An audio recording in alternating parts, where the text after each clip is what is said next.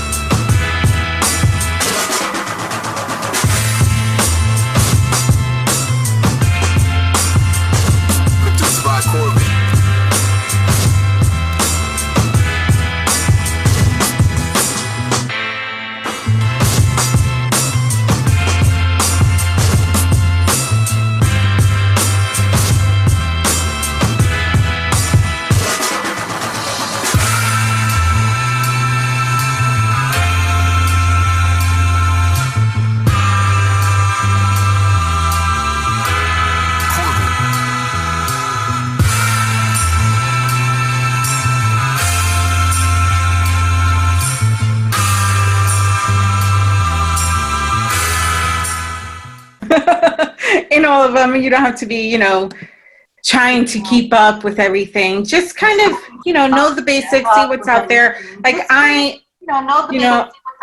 personally, I'm not on TikTok, but I do keep up with trends because I know a lot of my clients are on TikTok, and I have to. I mean, it's part of my job is to know what's happening and how is it convenient for them, and how is it beneficial for their business. So yeah, I do that. I don't necessarily use it for my own personal, but I do it because I need to see what is the latest and greatest. And you know what too? I mean, just using my testimonial, we're doing 14 different social media platforms. So, and my school of thought is that we want to grab as much digital real estate as possible. And I can say that for my competitors out there, because it is a lot to manage. It's overwhelming. But I look at it like going to the gym. At a certain point, I'm just accustomed to lifting that kind of weight. Kind of like we're doing these daily podcasts. Yeah. Right? Go ahead. Yeah, and you thankfully you have the capability of doing it. You do have Chanel, you have Rejoice, and you have a really good team behind you. And if you do have a great team, you're able to do that, and that's amazing. But for a lot of people who just have a small business and they don't have, if they have a smaller budget than 2,500, then you need to start picking and choosing, because you can't really do all that. Absolutely. Would you say, though, going into 2021, I just think I like to, feed the hard medicine that two things. One, I'm predicting a complete collapse in retail. I mean, they're saying 830 brick and mortars are closing per day. I feel like people are going to be forced to be online, and then to sell something online. I don't care what it is, whether you're selling, scarves that you knitted, whether you're selling dog training, or you're selling whatever service you're selling. Do you think that that philosophy might change totally, where people are going to have to be a lot more dominant online and utilize more than just Facebook and Instagram? If you're not online right now, especially after the whole COVID, you're going to be left behind. And that's unfortunate. It's unfortunate because retail was doing pretty good before this. And the reason why is because of Gen Z. Gen Z grew up in the digital space. So they actually looked forward to in-person, in-store customer service, talking to salespeople, because they were so tired of being online. They were tired of going shopping on Amazon or whatever retailer, and they were really, really happy to get the in-store experience. But of course, now it's different. It seems like we're reverting back. So unfortunately, if you're a business and don't have an e-commerce store, you need to do that, like, soon. Or you won't be around. You're not gonna. Yeah. Being draconian about it, that if you don't grab as much digital real estate as you can in whatever category you're in, whether you're a retail store, whether you're a restaurant, whether you're a barber shop, if you don't, because all things considered equal, I mean, when that person goes in, Google searches aren't going anywhere. So if you Google search someone and they're popping up 4 or 5 different times, we're constantly, I mean, we're not even just, we can talk about this I love talking about social media. That's why I love and it's great because you bring an excellent point. And so if you don't have an e-commerce store, you better use social media to get people to call you, or, I know we're still doing social distancing in a lot of states, but you still need people to come in store if you're able to do that. If it depends on state law. But if you are able to get at least 10 people in a store at a time, that's something good. But you need social media marketing to do that, because otherwise people are not going to know, and you're in this limbo. It's like, should I kind of go? I don't want to waste a trip. Can I look them up and call them? Or, is there an ad? And I usually, again, I'm in the Batavia area, and we have a beautiful downtown. There's a lot of cute shops there. And so I follow them on Facebook and on Instagram, and they're always saying, all right, I'm not open today, but I'll be open tomorrow. And I'm like, great. They use social media to let us know on a daily basis what they have in store.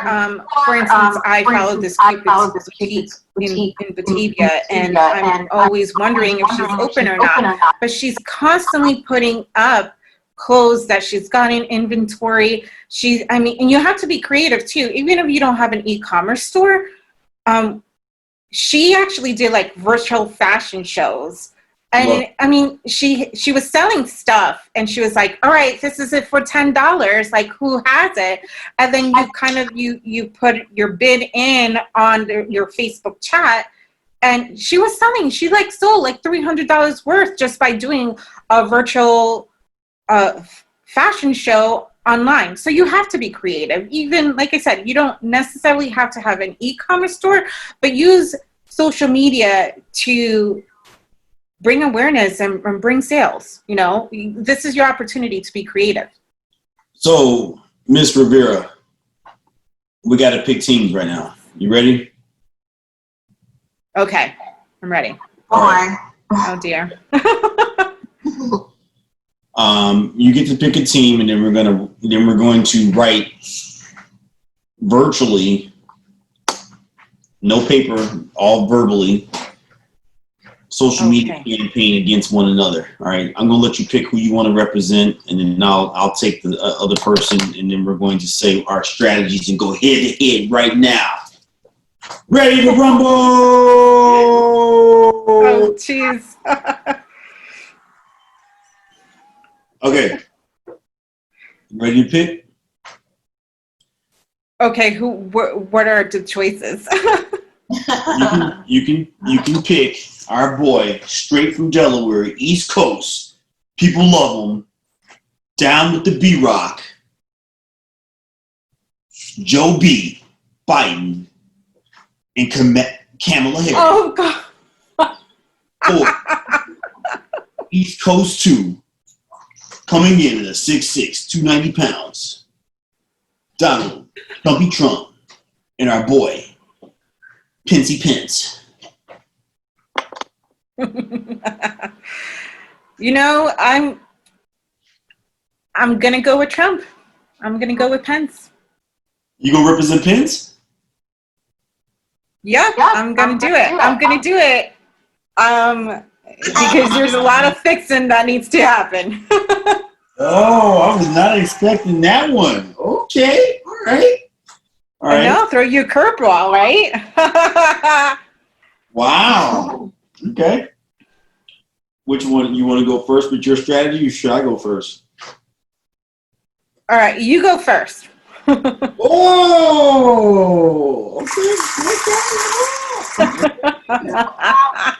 okay. Oh man, this is gonna be crazy. Look at her coming out just like boom. Give me the most hated, and you go first. All right. Social media wise, I totally. Woo. That's honestly. Joey Joe and Kamala, they got, I mean, right now, man, we're getting killed with the memes. The memes are going nuts. I'm seeing so many. I gotta get over to Joe Ho. They killing that one.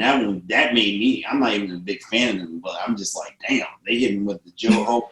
So what we would do probably right away. I know. Damn, Bentley's even saying, think of something great, Negro. Yeah, he's just. That's you caught me off guard because they have a tough. This is a Toriano stumper. What would I start with? They got some. Man, they're in a tough. You know what? I get it. They are. What I'm gonna do? You know what I'd have to do? I'm gonna be honest with you. I'm not a Joey Joe fan. I mean, I was. But they killed him with I'm gonna say for our team, we got killed with all the little memes, and the social media is real. I know, almost immediately. It was crazy. It was crazy. I was like, the memes. I'd have to we're gonna go with a small ground attack. We're gonna do we're gonna jump on that bussy bus with our mask on, and we gotta do like 20 people. That's where we're gonna get you. We're gonna hit you with the 20-person one-on-one town hall meetings, and he has to show, because I saw him live, and I won't even lie, he made me cry. He's in person, he's a beast. He's a animal. He will make you cry when he starts, telling about, breaking down what he wants to do because he truly likes America, but that doesn't come across in our social media. So I'm gonna go with small, intimate settings, social distance, and I'm going to go back and tell you about how I lost my wife, my son, to cancer, and how I was a single dad doing the thing.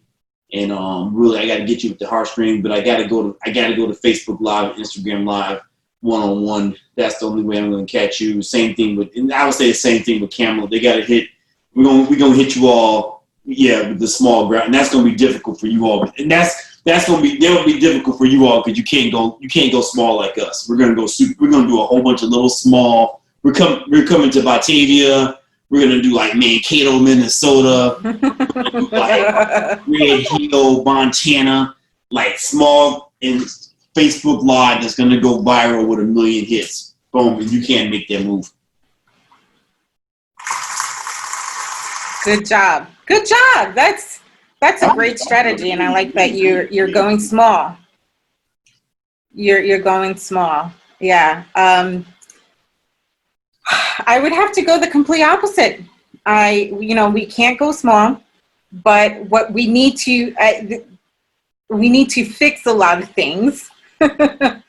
And I think I would have to start with making sure that everything is fact checked and, needs, and anything that comes out of their mouth has to be true.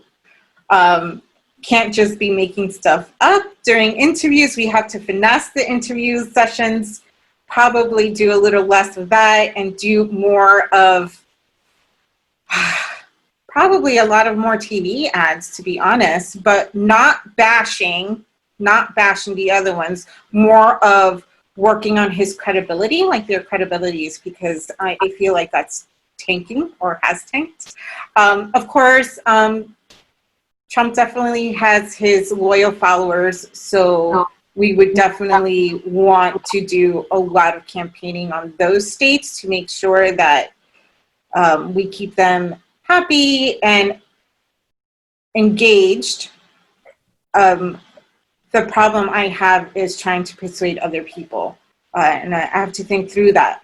But right now, we would have to go to the loyalist and make sure they're doing. You know what? Just they could help campaign. When you say that, I think that's going to be the trouble with beating Trump, because what was fascinating, and you can. I want you to chime in on this. When I did my own unofficial, I'm just fascinated with marketing. I'm even more fascinated with political marketing. It was close to, this needs to be fact checked. Chanel, you need to go Google this right now. I think it was like 15 to 20% Latinos that voted for Trump. It wasn't small. It was a big percentage. And then it was. I don't know the number, so I'll have to check. It wasn't low. It was definitely significant. And then I would ask Latinos, like, why'd you vote for Trump? And then a lot of the parents were like, oh, that's all my kids talked about. So then I started asking Latino youth, like 18, voting age. And it was so interesting that kept coming up was, I liked his characters. And I'm like, you like the characters? What do you mean you like the characters? You know what they said? Yeah. What does that mean? He had Little Marco, Lying Ted, Crooked Hillary, Scared Jet. Oh! They remembered all his speeches because he kept coming up with all these. He was hanging, from a marketing stance, he was hanging these titles on you, which you basically would have to spend a whole bunch of money to shake the meme as fast as possible before it anchored you, which I and Hillary just never got rid of Crooked Hillary. She never did a great job. No. Shaking it off. Like she should have hired you and I to, like, hey, what do I do to get this off? Right. Yeah, but it's so fascinating. I'm not a Trump supporter, but I realize Trump is very influential for the very thing you just said, his characters, and he speaks to you, and this is not an insult, but like fourth graders, like he just, it's a general thing that he does. He speaks to everyone in a level that everyone can understand, and it's literally like fourth grade level English. Again, it's not an insult. It's just like he uses simple words that everybody could understand, and some of his big ones are stupid and huge and tremendous and incredible. These are all words we all use. Belkis, let me ask you this. Words he understands. Right. Yep. I'm swapping teams. I'm putting you on Joey Jones and on Kamala's team. So okay. On Trump's team. Here's your all first marketing project, because he came out already swinging hard and is saying nasty Kamala. So yep. You got to jump on that meme. Can I tell you someone said, so when Biden announced yesterday that it was Kamala that, was going to be his running mate, someone on my Facebook said, I wonder how long it's going to take Trump to call her nasty. And people, they were making bets and they're like, we're thinking Saturday. And it's like, nope, it was 21 minutes. It took him 21 minutes to actually call her nasty. So it's just incredible. What's your strategy? These are things that we knew would happen. And and it's going to be hard to really ignore it, but we can't stoop to that level. If I was on the Biden Harris campaign, are you going the Michelle route? When they go low, we go high. Yeah, it didn't work for Hillary. I don't know, Chanel. What was that? Will you go? You're saying use the when they go low, we go high theory. Yes. Yeah. Yep. Yeah, you're gonna have to. That's gonna work. You have to, and this is. I mean, you guys were talking about it, but it's kind of like, you put positive energy out. It's gonna come back to you. I feel if you put way too much emphasis on the negative energy that's been put out there, it's gonna drain you, and it stays away from the focus. Yeah. It defeats the purpose. And you have two types of people in the world, especially in the digital world that we're living in right now. You have reactive and proactive people. The reactive people tend to get angry based on certain things that are being said, and then they therefore participate. And then by the time you know it, and I've done it too, believe me, there are stuff that I read and I'm like, oh my God, that's not true. And I have to educate you. And then before you know it, I'd spend an hour having an argument with someone. Whereas I could have used that 1 hour to do something proactive, like listening to your podcast and learning something new, Like I was telling Toriano when we first started the podcast, everybody is going to have something. Exactly. Something. You know what I'm saying? Whether it's bad, ugly, or it looks good. People wake up to live to try to drain you. We're talking about becoming the freedom of the free world here. Denise said from Evanston, they're telling stories and their stories are damaging and destroying lives. Anything worth having is worth fighting for. We can't be soft and not in this and get in this arena. Balkas, what do you say about that? So will your client be considered soft by not? Nasty. That's like, man. Kamala, you nasty. I think you have to come out. Yeah. You can't. Just sit. Come on, Bill. Are we surprised though? No. Are we surprised? I'm saying I don't think that we can just let that happen. I think we gotta Denise just typed in, we cannot just roll over. This is a fellow black. No, it's not rolling over. It definitely is not rolling over. And this is what I'm saying. You have to be proactive.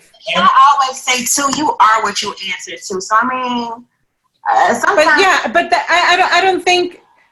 That's like saying, that's like saying kindness is a weakness. No, it's not, and this is why I'm really my energy into something else. Exactly. And this is why I'm saying you have to be proactive, and it doesn't mean you have to be soft. You don't have to really fight with words.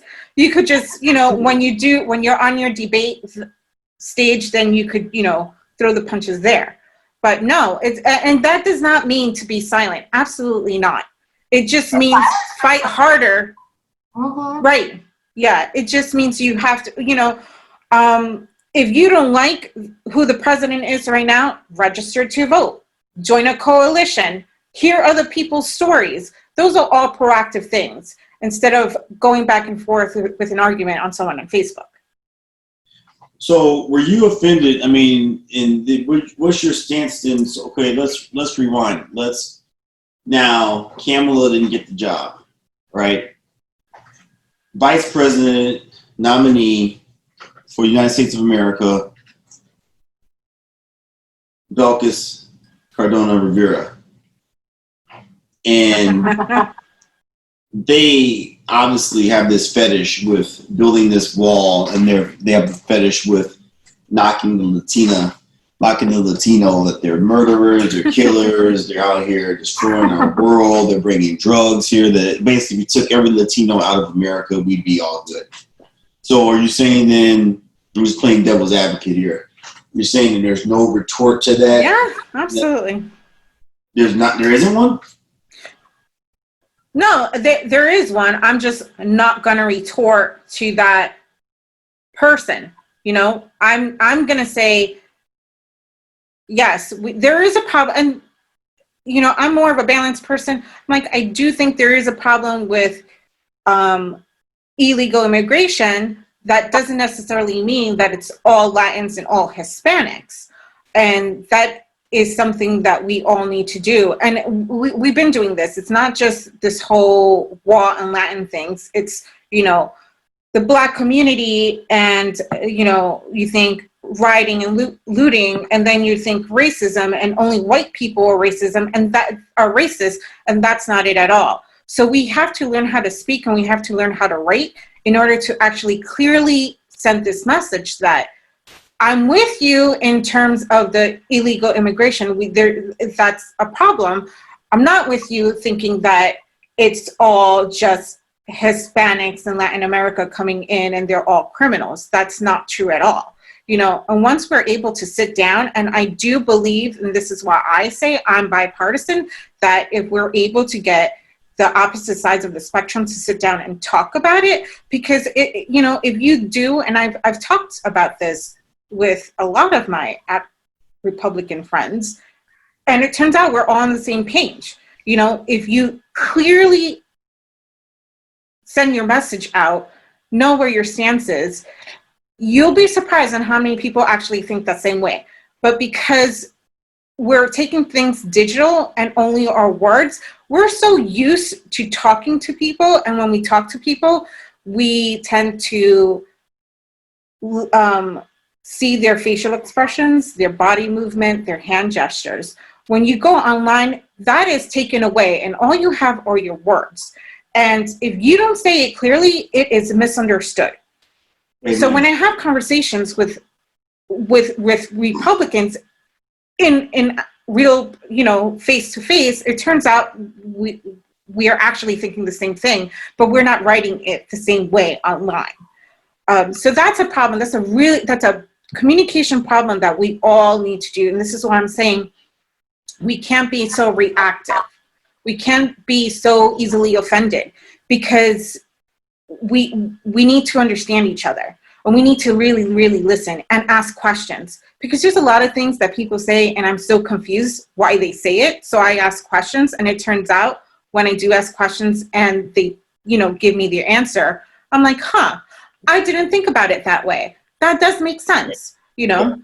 But you had a conversation with Corey. I was listening from Corey from barkyours.com. You asked him a question about, you know, should people, you know, about STEM, should people learn a new skill in the digital world? Yes, but I think that skill needs to be writing. You have to improve your writing, because your writing says a lot. Amen. Amen. And Belka, you just made me, thank you for that. That was super duper powerful. Sorry if that was a long answer. Oh, that was an amazing answer. I mean, and you're right. I mean, the thing that went through my mind as you were talking, because we're talking about digital media, we talked about your skill set. I was able to talk about some things that I do from our company digitally. We talked about probably one of the most intense digital print media, radio, TV campaigns that the world is about to see ever. I mean, so stay tuned for that. I want to follow up and bring you back, because you and I are going to be like commentators on that. Yep. But a thing that went through my mind, what can people do right now with their social media from a business stance, because right now people, due to COVID, due to Great Depression that's happening right now, due to racial wars that are happening globally, any kind of injustice wars that are happening globally, and one of the most intense presidential elections known to man is happening right now. What can a person do if they're business-wise or personal, are seeing like, oh wow, I can't believe that Max Williams just posted that on their social media about this person, and it's totally derogative, it's totally sexist, it's totally chauvinistic, it's totally every ism you can say, and I got to go have a business meeting with him in a few minutes. You mean, like, should people defriend him? Should people not follow them? Should people turn off social media right now? Where should people be in their mindset right now with social media? That's a great question. That's a great question, and I want to begin with a story, because this actually happened a few weeks ago. But in Batavia, we have a Facebook group, What's Happening in Batavia, and so you kind of know basically what's happening, around town and businesses, stuff like that. And so somebody put this up and put screenshots of a particular business owner who does car decals, and his biggest clients are the local police departments. And he has gone on Facebook saying, he knows all these cops and he's really good at his job, which is great. But he went on his personal Facebook profile and started doing all these racial slurs. Wow. So, and I say this, I'm like, people don't know the line between which public and private. Which group was he attacking? The lines are blurred. Oh, it was the Black community, unfortunately. I mean, it was just full of it. Somebody posted all like these screenshots, right? And they're like, we need to figure out something. And sure enough, people were calling the police department. They were emailing the police department because they knew, like, they do business together. So the Batavia Police Department decided to go on Facebook on their own group or on their own fan page and said, we are cutting ties with this man. We are not aligned with his views. And sure enough, 6 or 8 different local police departments also follow. So, awesome. Moral of the story is 2 things. 1, you are your brand. When you speak or when you write something on Facebook or anywhere on the internet, that's another thing. It's not private, even though you think it's private because it's set on private and only to your friends. If it's out there on the internet, it's public, period. Wow. Even if it's on a cloud, even if it's on Google Cloud. So you have to be careful with what you say. And again, I'm going to say, you are your brand. Just because you're a small business and you don't think, you think you're not going to get fired because you are your own boss, you can lose business just like that happened. And so I'm pretty sure, I would say maybe 70 to 80% of his business was all those contracts that he just lost. So just, be careful, be mindful, because your name is attached to your brand. And if you say something that does not align with your clients, you get the boot. You just remind me of something that my grandmama used to say. Be responsible for your words. Yes, absolutely. Absolutely. Yes. And people are brave behind the keyboard. But yeah. And again, that's why I'm saying, if you want to learn a new skill, not even learn a new skill, but at least improve your writing skills, because your words do matter. People are listening. I want you to think of your Facebook friends or your followers as your audience. Because they're scrolling and they're reading. And if they think you're worth enough to stop to read your, whatever you have posted, but it says a lot. So, please work on those skills. And that's all people have. We don't have those social cues. We don't have your facial expressions. We don't have your body language or your hand gestures. Your words is all that people have. And you know what you keep making me think about? You know, when they do the first presidential debate, will they have masks on? Mm-hmm. No, I'm asking. I don't know, but you know what? I do. I have no idea. I don't know, but it'd be interesting to see. What if they don't have masks on? They both get corona and die. It could be. It's a possibility. It's possible. You know. What's the constitutional? That sounds an extreme. Does it become? I know, but let me tell you. I'll put my mask on, but I always hate it because I'm so used to listening. I know it sounds weird, but I listen to people by their facial expressions. And now that with the mask, I'm like, I don't know if what you're saying to me is genuine or not.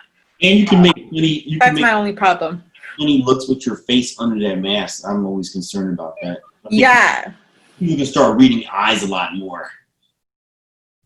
Well, yeah. You know what's so funny? In the beauty industry, so a lot of people really quickly, beauty industries, they're starting to see more sales on eyeshadow and makeup because that's all we have to look at versus lipsticks. Yeah. So lipsticks are not a hot item anymore. It's like your eyeliners. We're going to see more smoky eyes.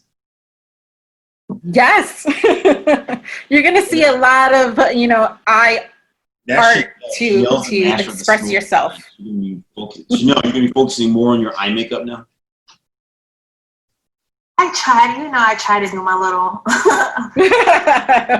mascara and eyeliner.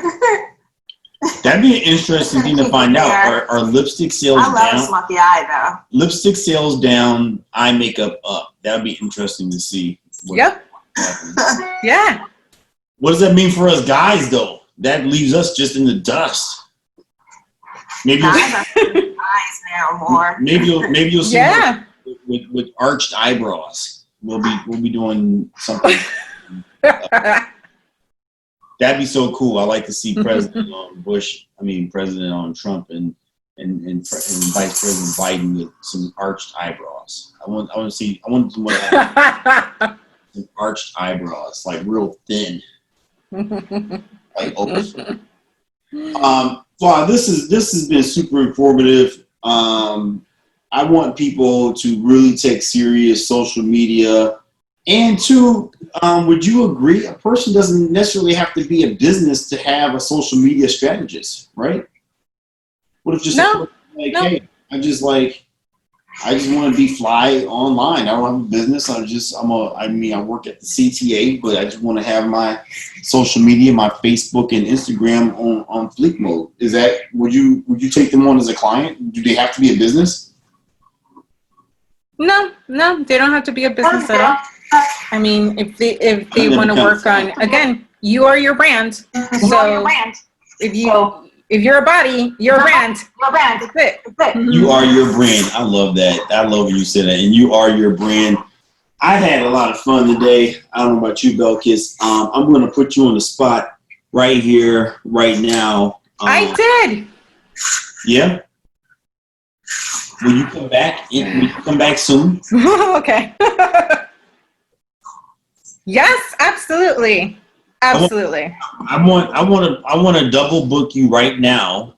I'm going to triple book you. Oh my God, yes, please. I'm open. we should do our own commentating because this year, and I know you love politics. I mean, I like politics. This year. Yeah. I mean, it's so hard not to be in it, right? Like it involves everybody. And I like knowing how people are communicating, what's so powerful, what's so influential, and, try to see how can we come together. Because right now I feel like we're just doing this all day on social media, when we could actually be working together and making this a better country. why don't we let's cover November 3rd election day. Let's boom. November 3rd. Yes. Podcast. Boom. I love it. Tuesday, November 3rd. I love it. Boom, boom, Perfect. boom. That is perfect. I know. We should have a watch party. We should have a watch party. We should have a global watch party. I'm loving this. Yeah. Okay. Well, this has been a fabulous show. We've just ate up a whole bunch of time and minutes. I want to thank Dana Humphrey. I know. Get this show. Yes, Dana. Thank you so much. She's amazing, and Amazing. I know, and she will be on tomorrow, and I will be tuning in tomorrow. So that'll be Dana Humphrey on tomorrow. Oh, Dana. Yeah. Dana's a beast. And then Belkis, you are amazing. Yes, she is. You are an expert at this. Thank you. Don't say that again, because I can talk to you. This is how our phone conversations go. Yeah. We're on the phone for like 2 hours, and then T-Mobile just like shut us down 100%. Yeah, I know. They're like, that's enough of you guys. Stop talking about everything. They can feel the movement. I know. But All right, thank you guys so much for having me. Chanel, you're awesome. Toriano, you're awesome too. Tune in tomorrow for Dana. Thanks, guys. Thank you, Belkis. See y'all. Ciao, Bella. There's one of you. Bye, guys. Awful dog in that shoe. Go out and love somebody. Peace. I'm Toriano Sanzoni. Blessings, peace, and love, guys. Happy Wednesday. Make it great. Happy Wednesday. Bye, guys. All right.